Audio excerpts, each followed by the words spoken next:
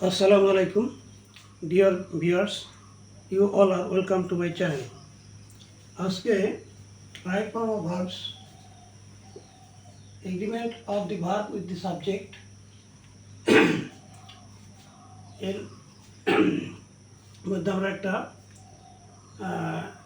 নিয়ম শিখব। হ্যাঁ, অর্থাৎ রাইট ফর্ম অফ ভার্বসের একটা নিয়ম শিখব।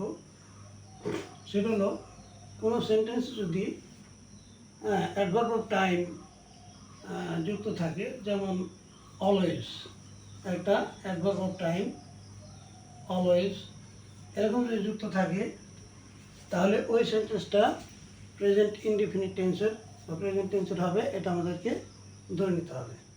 যেমন যদি এরকম কোনো সেন্টেন্স লেখা থাকে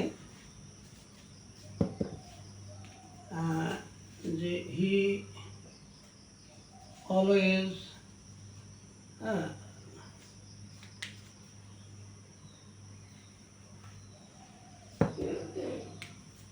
হি অলওয়েজ ব্র্যাকেটে দেওয়া থাকলো টু স্পিক, এটাকে আমাদের রাইট ফর্মে লিখতে হবে। He always to speak the truth.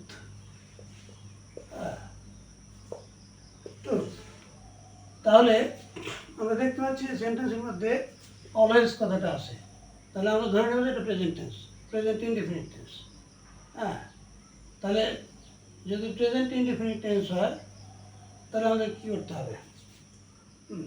এখানে দেখতে হবে সাবজেক্টটা কি, agreement of verb with the subject, সাবজেক্টের সঙ্গে ভার্বের সম্পর্কটা দেখতে হবে। যেহেতু প্রেজেন্ট ইনডিফিনিট টেন্স, আমরা জানি যে প্রেজেন্ট ইনডিফিনিট টেন্সে সাবজেক্ট যদি থার্ড পারসন সিঙ্গুলার নাম্বার হয়, তাহলে ভার্বের সঙ্গে এল বাই এর যোগ হয়। তাহলে আমরা এটা রাইট ফর্ম অফ ভার্বসে লিখবো হি অলওয়েজ, ব্র্যাকেটে টু স্পিক আছে, এখানে আমরা লিখবো speaks, always speaks the truth. তাহলে এটা হলো রাইট ফর্ম অফ ভার্ব। আমরা ভার্বটা ঠিক করলাম, এখানে স্পিক্স লেখা এর যোগ করা। এমনি হবে যদি এখানে থার্ড পারসন সিঙ্গুলার নাম্বার আছে, এটা থার্ড পারসন সিঙ্গুলার নাম্বার, তার জন্য এর যোগ হলো। কিন্তু অন্য কোনো পার্সন থাকলে, বা অন্য কোনো নাম্বার থাকলে, থার্ড পারসন সিঙ্গুলার নাম্বার ছাড়া first person, second person, third person plural number যদি থাকে, তাহলে আর এর যোগ হবে না। তখন আমাদেরকে লিখবো, যদি এখানে হি না থেকে এরকম থাকতো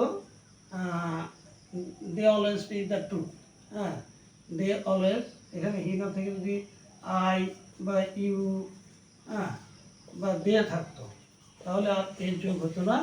তখন আমরা এটার পরে লিখতাম যেমন they always speak the truth.